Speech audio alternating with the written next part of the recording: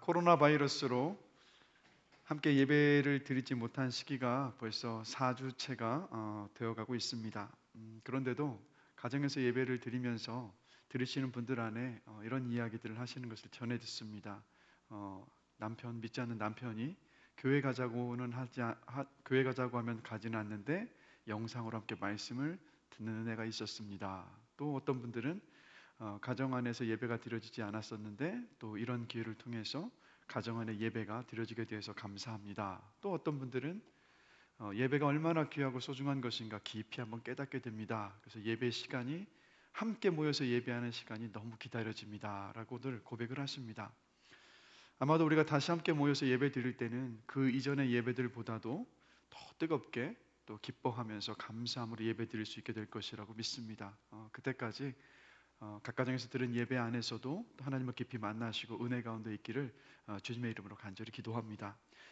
오늘 함께 나누실 말씀은 신약성경 마가복음 1장 21절부터 28절까지 말씀입니다.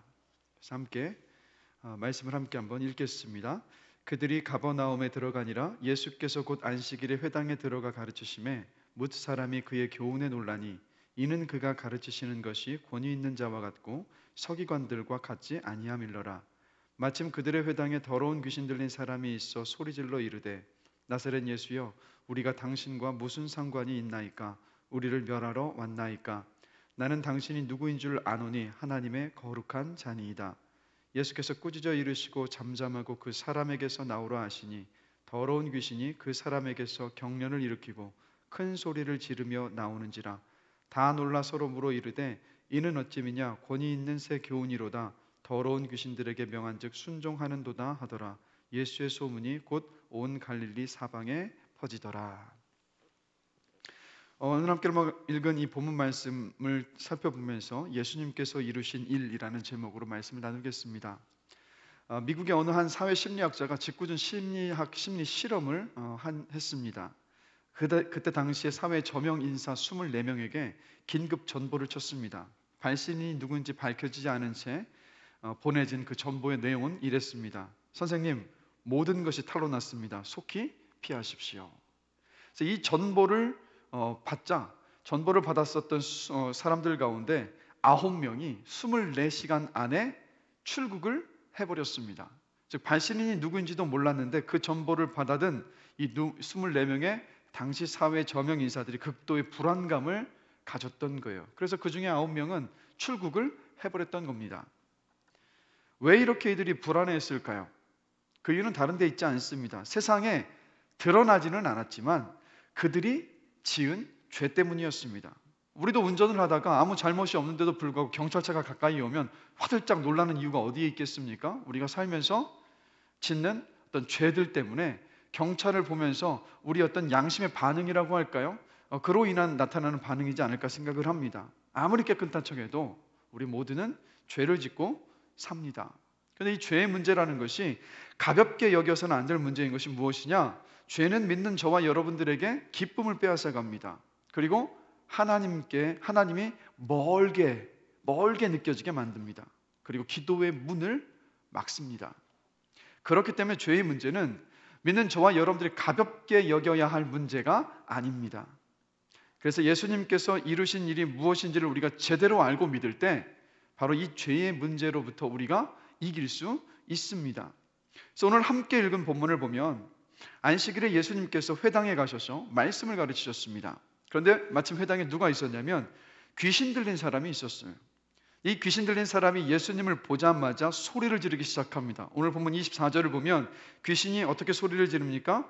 예수여 우리가 당신과 무슨 상관이 있나이까? 우리를 멸하러 왔나이까? 나는 당신이 누구인 줄 아노니 하나님의 거룩한 자니이다. 귀신이 화들짝 놀라면서 예수님께 소리를 지릅니다. 지금도 여러분 이 귀신에 들리는 일들이 있습니다. 실제 귀신은 존재해요. 그리고 아마 어떤 분들은 귀신을 쫓아내는 그 축사를 경험하신 분들도 계실 것이라 생각을 합니다. 그래서 여러분 성경 안에 나오는 이 귀신, 그리고 지금의 귀신, 존재하는 귀신들 모두 사탄을 섬기는 악한 영들입니다. 그래서 신약 성경을 보면 사탄을 섬기는 악한 영인 귀신에 대하여서 어떻게 표현하고 있냐면 더러운 귀신, 악귀라고 기록을 하고 표현하고 있는 것을 볼 수 있습니다. 자, 어쨌든 이 귀신들은 예수님께서 자신들을 멸하시기 위해 이 땅에 오셨다는 것을 알고 소리쳤던 겁니다. 발악을 했던 거죠. 그러자 예수님은 귀신 들린 사람에게서 귀신을 내어 쫓으셨습니다. 자, 그럼 우리가 질문을 던져보는 것은 예수님께서 이 땅에 계시면서 말씀을 가르치셨고 그리고 귀신을 쫓으셨고 병든 자를 고치셨습니다. 그렇다면 귀신을 쫓으셨던 이 일은 도대체 어떤 의미였고 무엇을 말하는 것이었을까라는 거예요.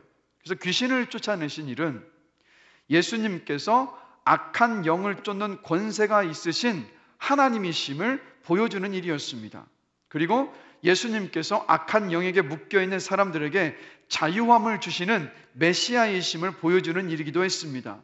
그리고 귀신을 쫓으신 이 일은 단순히 한 사람에게서 귀신을 쫓아내는 그런 사건이 아니라 앞으로 예수님께서 십자가 위에서 이루실 일을 상징적으로 보여주는 것이기도 했습니다. 자, 그럼 십자가 위에서 어떤 일을 이루실 것을 보여주시는 사건이었느냐? 요한일서 3장 8절 말씀을 보면 이렇게 말씀합니다. 죄를 짓는 자는 마귀에게 속하나니 마귀는 처음부터 범죄함이라. 하나님의 아들이 나타나신 것은 마귀의 일을 멸하려 하심이라 라고 말합니다. 죄를 짓는 자는 마귀에게 속하나니 마귀는 처음부터 범죄함이라. 여러분, 마귀는 사탄을 말합니다. 그런데 뭐라고 말씀이 말하고 있습니까? 죄를 짓는 사람은 모두 마귀에게 속해 있다. 사탄에게 속해 있다. 왜냐하면 사탄이 처음부터 범죄한 존재였기 때문입니다. 하나님께서 천지를 창조하시고 에덴 동산을 만드셨습니다. 그리고 그 에덴 동산에 하나님의 형상을 따라 만들어진 아담과 하와를 두셨어요. 선악을 알게 하는 선악과의 나무, 선악과 열매 외에 동산의 모든 것을 누릴 수 있는 그 특권을 아담과 하와에게 주셨습니다. 그런데 그 에덴 동산에 누가 틈탔습니까? 바로 사탄이었습니다. 하나님과 같이 높아지고 싶어 했었던 타락한 존재, 타락한 영, 바로 그 사탄이 아담과 하와를 유혹했습니다. 여러분, 중요한 것은 사탄은 지금도 우리 곁에서 우리를 유혹하고 참소하는 영이지 우리로 하여금 직접적으로 죄 앞에 무너지게 만드는 존재는 아니라는 거예요. 그래서 에덴 동산에 있었던 사건을 보면 사탄이 어떻게 합니까? 하나님의 말씀을 의심하게 만들었습니다. 선악과를 따먹으면 하나님과 같이 될 수 있다. 그러니까 따먹으라고 교묘하게 아담과 하와를 유혹했던 모습을 봅니다. 안타깝게도 아담과 하와는 이 사탄의 유혹에 넘어가서 선악과를 따먹어 버렸습니다. 하나님의 말씀에 불순종했고 자신들이 하나님 없이 하나님처럼 살아갈 수 있다라는 아주 교만한 마음을 그들의 마음속에 품게 되었습니다. 바로 이 사건으로 인하여서 모든 사람에게 죄가 들어왔습니다. 그래서 로마서 5장 12절에서 이렇게 말합니다. 그러므로 한 사람으로 말미암아 죄가 세상에 들어오고 죄로 말미암아 사망이 들어왔나니 이와 같이 모든 사람이 죄를 지었으므로 사망이 모든 사람에게 이르렀느니라. 모든 사람은 태어날 때부터 죄인입니다. 죄 아래에 있습니다. 마귀는 처음부터 죄를 범했던 존재입니다. 그래서 죄를 짓는 사람은 마귀에게 속한 사람이고 마귀의 종노릇하는 것과도 같다라고 말씀이 이야기하고 있습니다. 그래서 에베소서 2장 2절을 보면 우리가 구원받기 전에 그리고 지금도 예수님을 믿지 않는 많은 사람들이 어떤 존재의 영향력 아래에 있는지를 이렇게 말합니다. 그때에 너희는 그 가운데서 행하여 이 세상 풍조를 따르고 공중의 권세 잡은 자를 따랐으니 곧 불순종의 아들들 가운데서 역사하는 영이라. 즉 모든 사람들이 공중의 권세 잡은 영, 공중의 권세 잡은 자, 바로 악한 영, 사탄의 권세 아래에 놓여 있다는 말이고 저와 여러분들 예수 믿기 전에는 이 사탄의 권세 아래에 놓여 있었습니다. 그런데 하나님은 모든 사람이 공중의 권세 잡은 자, 사탄, 마귀의 권세 아래 놓여서 사는 것을 기뻐하시지도 않으시고 원치도 않으신다라는 거예요. 그래서 하나님께서 예수님을 이 땅에 보내셨습니다. 그래서 요한 1서 3장 8절 하반절 말씀을 보면 말씀이 뭐라고 이야기합니까? 하나님의 아들이 나타나신 것은 마귀의 일을 멸하려 하심이라. 하나님의 아들이 이 땅에 오신 것은 마귀의 일을 멸하려 하심이라. 즉 예수님께서 이 땅에 왜 오셨습니까? 예수님께서 이 땅에 오신 것은 마귀의 일을 해결하시기 위해서, 마귀를 멸하시기 위해서, 즉 마귀로 인하여서 벌어진 죄의 문제를 해결하시기 위해서 이 땅에 오셨다고 말씀이 말하고 있어요. 그래서 예수님께서 오늘 본문 속에서 사탄의 종인 악한 영인, 즉 귀신들을 내어 쫓으신 일은 바로 마귀의 일을 멸하실 권세가 예수님께 있다라는 것을 상징적으로 보여주었던 사건입니다. 예수님께서 마귀의 일을 또 죄의 그 문제를 십자가에서 완전히 해결하실 것이다라는 것을 보여주었던 사건이 오늘 본문 속에 더러운 귀신 들린 사람에게서 귀신을 내어 쫓으셨던 사건입니다. 그래서 여러분, 예수님은 십자가 위에서 마귀의 일을 멸하셨습니다. 모든 사람의 죄를 그 십자가 위에서 담당하셨습니다. 속죄의 은혜를 예수님을 믿는 모든 사람에게 주셨어요. 그래서 에베소서 1장 7절에서 이렇게 말하죠. 우리는 그리스도 안에서 그의 은혜의 풍성함을 따라 그의 피로 말미암아 속량 곧 죄 사함을 얻었느니라.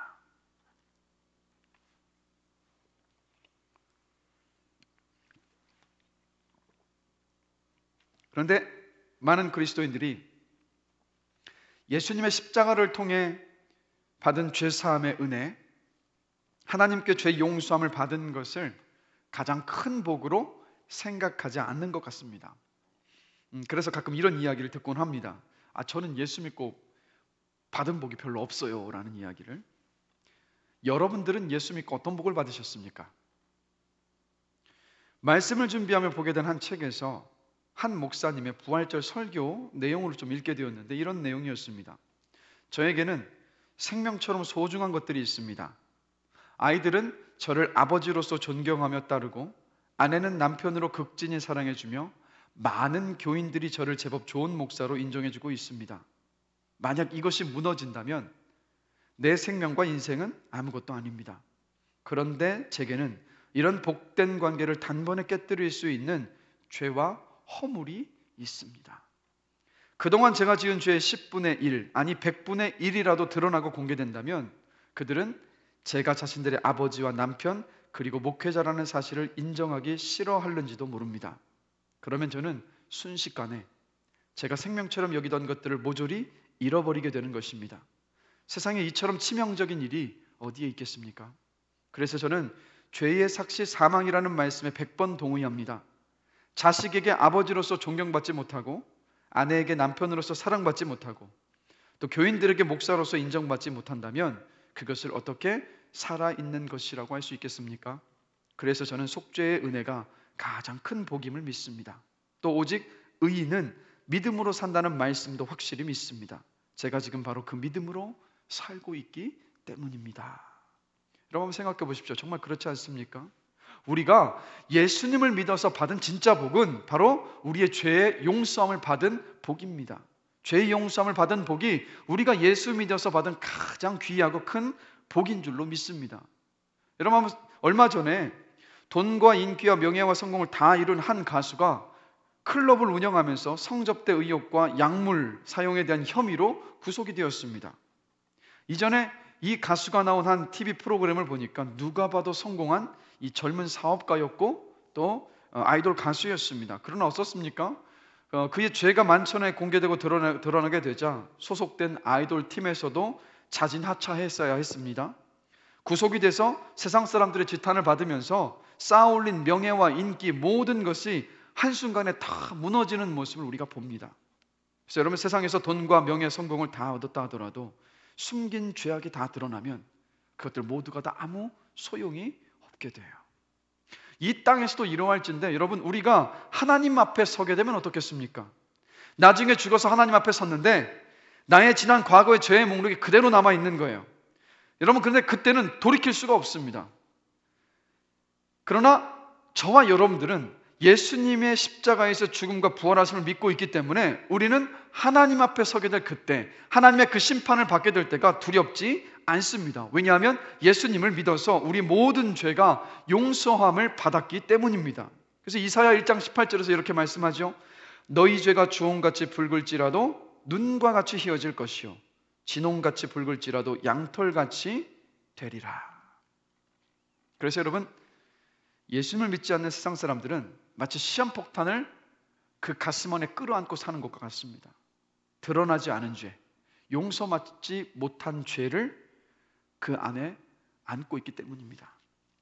이 세상에서는 어떻게 숨길 수 있을런지 모르겠습니다. 그러나 육신의 죽음 뒤에 하나님 앞에 서게 되면 그 죄들이 낱낱이 드러나고 하나님의 심판을 받게 될 것입니다. 그래서 히브리서 9장 27절에서 말씀하죠. 한 번 죽는 것은 사람에게 정해진 것이요 그 후에는 심판이 있으리니. 용서받지 못한 죄로 인하여서 하나님의 진노의 심판을 받아야 합니다. 그러나 우리는 예수님을 믿는 믿음 안에서 우리의 모든 죄악과 허물이 다 용서받고 깨끗함을 입었습니다. 그래서 시편 32편 1절에서 이렇게 말합니다. 허물의 사함을 얻고 그 죄의 가리움을 받은 자는 복이 있도다. 그래서 다시 한번 말씀드립니다. 예수 믿어서 어떤 복을 받으셨습니까? 우리가 예수를 믿어서 죄 사함을 받은 그 은혜가 가장 큰 복입니다. 영원한 삶을 누리게 하는 열쇠이기 때문입니다. 영원하시고 전지전능하신 여호와 하나님의 자녀가 되는 통로이기 때문에 바로 죄 사함을 받은 이 은혜가, 죄 사함을 받은 이 복이 저와 여러분들이 예수 믿어서 가장 큰 복입니다. 그래서 여러분, 이 큰 복을 받은 저와 여러분들입니다. 그러나 우리에게 여러분 딜레마가 있어요. 또 우리에게 어떤 아픔이기도 합니다. 스스로에게 실망하고 어떨 때는 좌절감을 갖게 만드는 일이기도 합니다. 어떤 일이냐? 바로 죄 용서함의 은혜를 입었지만, 죄 용서함을 받은 복을 받았지만 여전히 죄를 짓고 있는 나 자신 때문입니다. 여러분 한번 돌아보시면 우리가 죄를 짓고 회개를 합니다. 그런데 매주 같은 죄를 지으면서 또 다른 죄를 지으면서 회개하는 나를 볼 때마다 스스로가 안타깝고 한심스럽게 그지없습니다. 말씀대로 순종하며 살고 싶은 마음은 있는데 살지 못하고 있는 자신을 보면서 때로는 지쳐갑니다. 그러면서도 우리가 이렇게 합리화하지 않습니까? 마음은 원하지만 육신이 약해서 그런 거야. 마음이 있기는 한데 내 몸이 따라주질 않아서 그런 거야. 나는 기본적으로 약해. 죄인이기 때문에 그런 거야. 어쩔 수 없는 나의 한계니까. 내가 아직 덜 죽어서 그런 거야 라고. 여러분, 왜 우리가 속죄함의 은혜를 받았는데, 죄 용서함의 복을 받았는데 이런 딜레마 속에서 살아가고 있는 것일까요? 그 이유는 다른 데 있지 않습니다. 하나님께서 예수 그리스도를 통해 이루신 일을 제대로 이해하지도 못하고 믿고 있지 않기 때문이라는 거예요. 자, 그럼 말씀을 통해서 한번 생각해 보자면 로마서 6장 6절에서 7절 말씀을 함께 보겠습니다. 우리가 알거니와 우리의 옛사람이 예수와 함께 십자가에 못 박힌 것은 죄의 몸이 죽어 다시는 우리가 죄에게 종노릇하지 아니하려 함이니 이미 죽은 자가 죄에서 벗어나 의롭다 하심을 얻었느니라. 자, 이 말씀 조금 어렵지 않습니까? 새번역 성경을 보면 좀 더 쉽게 이해하기 쉽게 이렇게 번역을 하고 있습니다. 우리의 옛사람이 그리스도와 함께 십자가에 달려 죽은 것은 죄의 몸을 멸하여서 우리가 다시는 죄의 노예가 되지 않게 하려는 것임을 우리는 압니다. 죽은 사람은 이미 죄의 세력에서 해방되었습니다. 자, 여러분, 이 말씀 로마서 6장 6절에서 7절 말씀 뭐라고 말합니까? 우리는 원래 죄의 노예였습니다. 죄의 노예였기 때문에 죄된 마음과 육체가 원하는 대로 살았습니다. 그래서 마가복음 7장 21절에서 22절을 보면 죄된 우리의 마음판에서 나오는 악한 생각들을 뭐라고 말하느냐? 악한 생각 곧 음란과 도둑질과 살인과 간음과 탐욕과 악독과 속임과 음탕과 질투와 비방과 교만과 우매함이라고 말해요. 실제 우리의 죄된 마음에서 이런 것들이 막 쏟아져 나와서 우리가 죄를 지으며 이때까지 살아왔던 것 아닙니까? 그런데 오늘 이 로마서 6장 6절 7절 말씀을 보면 노예라는 표현에 대해서 우리가 잘 생각해 봐야 돼요. 죄의 노예다, 죄의 종노릇했다. 여러분, 노예는 자기 마음대로 할 수 없는 존재가 바로 노예입니다. 그래서 죄의 노예라는 것은 무슨 뜻이냐면 죄에 붙잡혀서 자신의 뜻대로 살 수 없는 존재라는 뜻이에요. 죄의 노예. 이것이 바로 예수님을 믿기 전, 구원받기 전 저와 여러분들의 모습입니다. 죄인인 인간은 자신의 마음과 육체가 원하는 것을 하지 그것을 거스를 수 없다라고 성경은 말하고 있어요. 그래서 세상이 요구하는 것, 세상의 어떤 방식들을 그대로 따를 수밖에 없는 존재가 바로 구원받지 못한 죄인인 인간들입니다. 인간은 죄에 굴복할 수밖에 없는 존재들이에요. 그런데 예수님께서 십자가에서 못 박혀 죽으실 때 예수님과 우리가 하나 되어 우리의 죄된 성품과 옛 사람이 같이 죽었다라고 말씀하고 있습니다. 사실 여러분, 저와 여러분에게는 예수님과 하나 되어 죽었다는 어떤 느낌이 사실 없습니다. 그러나 성경은 예수님께서 십자가에서 하신 일과 예수님을 믿음으로 인해 우리 안에 일어난 일을 지금 선포하고 있는 거예요. 우리의 옛사람이 예수님과 함께 십자가에서 죽었습니다. 우리 죄의 몸을 멸하셔서 더 이상 죄의 노예가 되지 않게 하셨습니다 라고 지금 말씀은 선포하고 있습니다. 자, 다른 말씀에서는 또 어떻게 말하고 있느냐? 에베소서 2장 5절입니다. 허물로 죽은 우리를 그리스도와 함께 살리셨고, 예수님께서 십자가에서 달려 죽으시고 3일 만에 부활하셨던 것처럼 우리의 옛사람이 죽고 예수님과 함께 부활하였다라고 말하고 있어요. 이 말은 무슨 뜻입니까? 우리가 죄에 대해서 예수님과 함께 십자가에서 죽었고 새롭게 다시 살아났다는 의미입니다.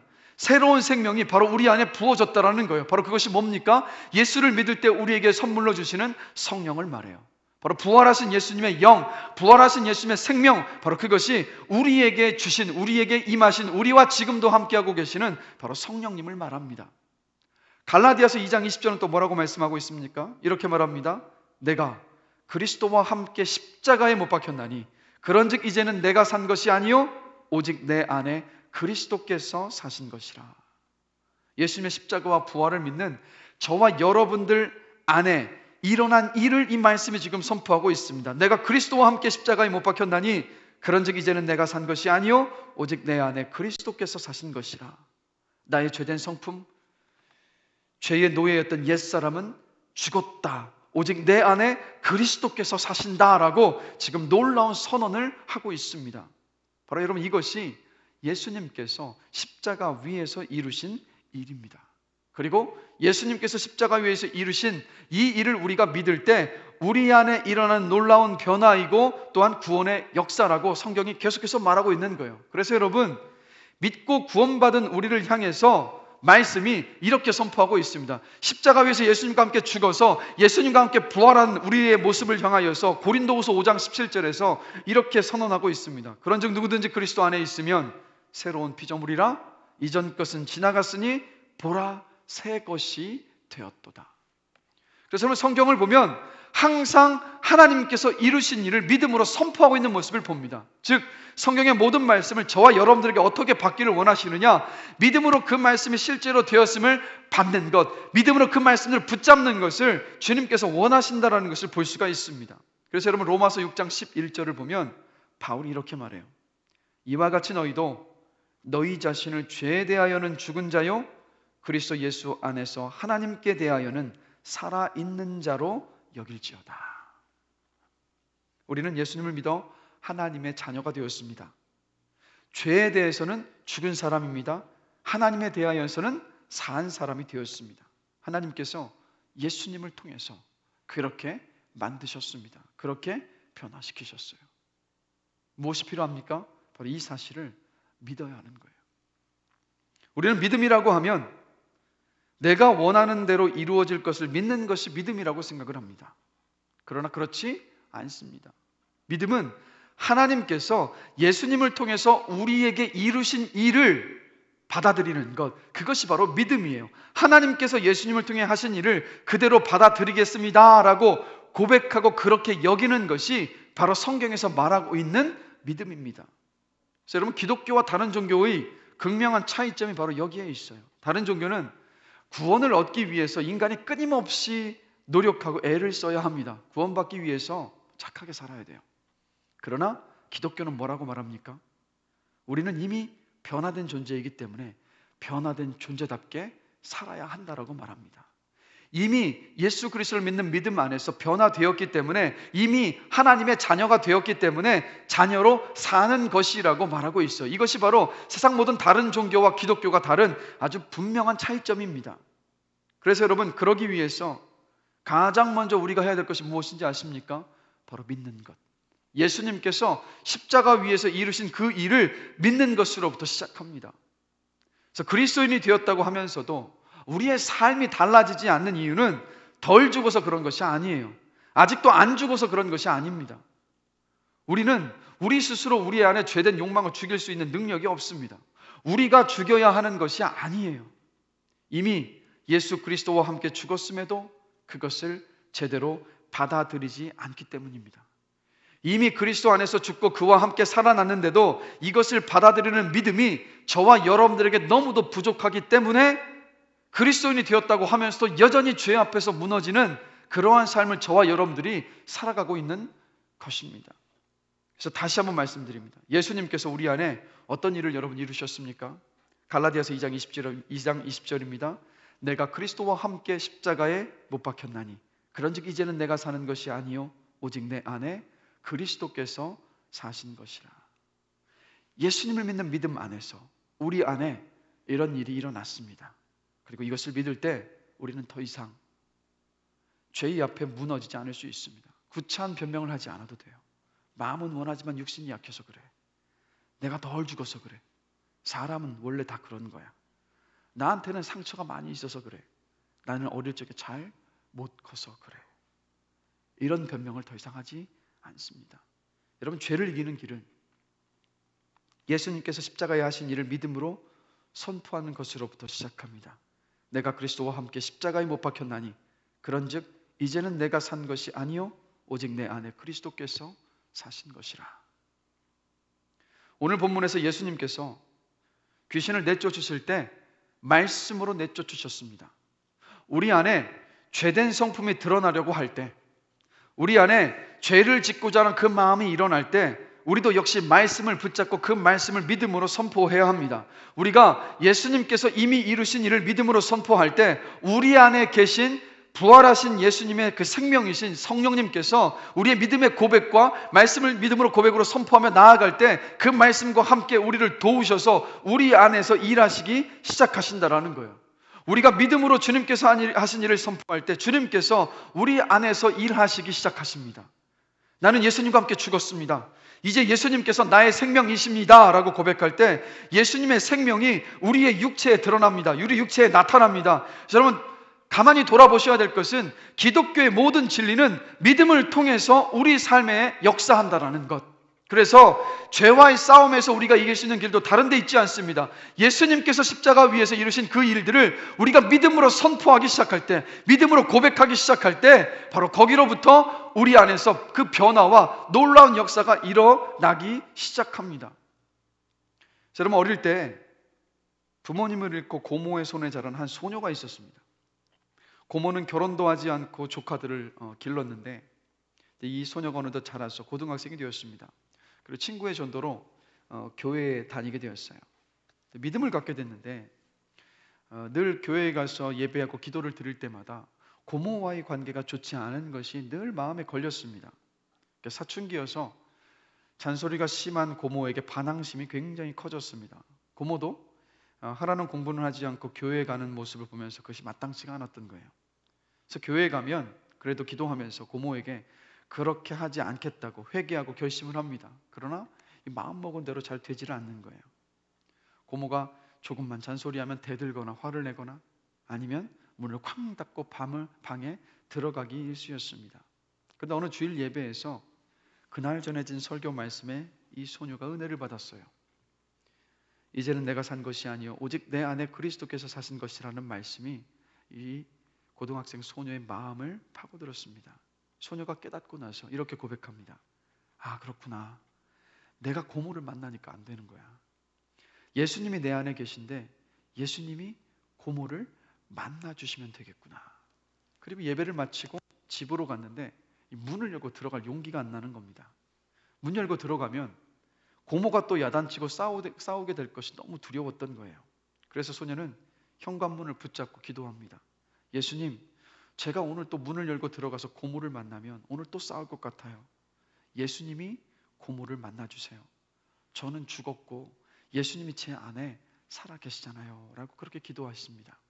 그리고 문을 열고 들어갔어요. 아니나 다를까 고모가 교회 갔다 왔다가 또 야단을 치기 시작합니다. 너 교회 갔었지? 그런데 이상한 일이 생기기 시작합니다. 소녀의 눈에 야단치는 고모의 무서운 얼굴이 보이질 않고 주름이 지고 흰 머리가 난 늙은 고모의 모습이 눈에 들어오는 겁니다. 조카들 때문에 결혼도 하지 못하고 혼자 쓸쓸히 나이 들어가는 고모의 지치고 여인 모습이 보였던 거예요. 그러자 소녀는 고모를 와락 끌어안습니다. 그리고 이렇게 울며 고백해요. 고모, 얼굴에 왜 이렇게 주름이 많아? 언제 이렇게 흰머리가 났어? 고모, 우리 때문에 이렇게 늙어버렸어. 어린 조카가 자신을 끌어안고 펑펑 울기 시작하자 고모의 가슴도 갑자기 뜨거워지기 시작했습니다. 평생 조카들을 위해 자기 인생을 포기하고 살아오면서 쌓인 슬픔과 또 응어려진 것들이 가슴에서 뚝 떨어져 나가는 것 같았어요. 그날 예수님께서 고모를 깊이 만나 주셨습니다. 그 후에 고모는 이 조카로 인하여서 예수님을 영접하고 신앙생활을 시작했어요. 여러분, 우리가 교회에 나와서 예배를 드리고 잘 드리고 나서 그리고 또 기도하면서 주님, 내 남편, 내 아내를 만나주세요 라고 이렇게 기도를 합니다. 근데 여러분, 집에 가면 바가지 긁고 온갖 성질을 다 부리면 남편과 아내 모두 그렇게 대하는 아내와 남편만 보지 그 안에 계시는 예수님을 볼 수가 없습니다. 남편과 아내를 대할 때 우리 믿음으로 고백하며 선포할 수 있게 되길 원합니다. 나는 예수님과 함께 죽었습니다. 이제 예수님께서 나의 생명이십니다 라고. 그래서 예수님의 마음으로 아내와 남편을 대할 수 있는 저와 여러분이 되기를 원합니다. 그리고 여러분, 부모의 가장 큰 바람은 자식이 잘 되는 거예요. 자녀들이 예수님을 만나면 여러분 그 인생이 바뀝니다. 어떻게 자녀가 여러분 예수님을 만날 수 있을까요? 가장 확실한 방법은 부모를 통해서 예수님을 만나는 겁니다.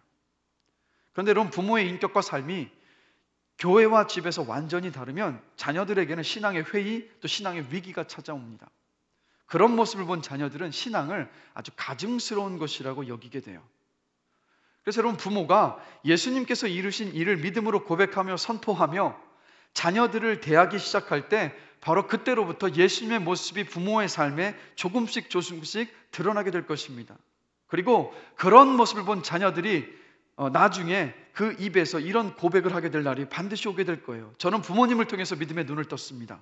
저는 부모님을 통해 예수님을 만났습니다 라고. 이런 고백을 듣게 되는 여러분들이 되시기를 주님의 이름으로 간절히 축원합니다. 말씀을 마무리합니다. 여러분, 우리는 믿음의 사람들입니다.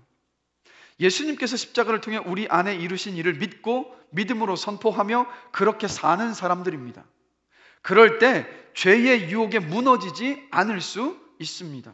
죄된 성품 앞에 굴복하지 않을 수 있습니다. 저도 요즘 목사이지만 저도 요즘 끊임없이 죄와의 싸움 앞에서 저 자신을 실망하고 저 자신에게 낙심하는 때가 많습니다. 그런데 그런 어떤 죄된 성품이 드러나려 할 때마다 죄 앞에 죄를 짓고 싶은 그런 마음들이 불뚝불뚝 솟구쳐 오를 때마다 저도 요즘에 계속해서 믿음으로 선포하며 고백합니다. 주님, 저는 예수님과 함께 십자가에 못 박혀 죽었습니다. 주님께서 저의 생명이시고 주님께서 내 주인이십니다.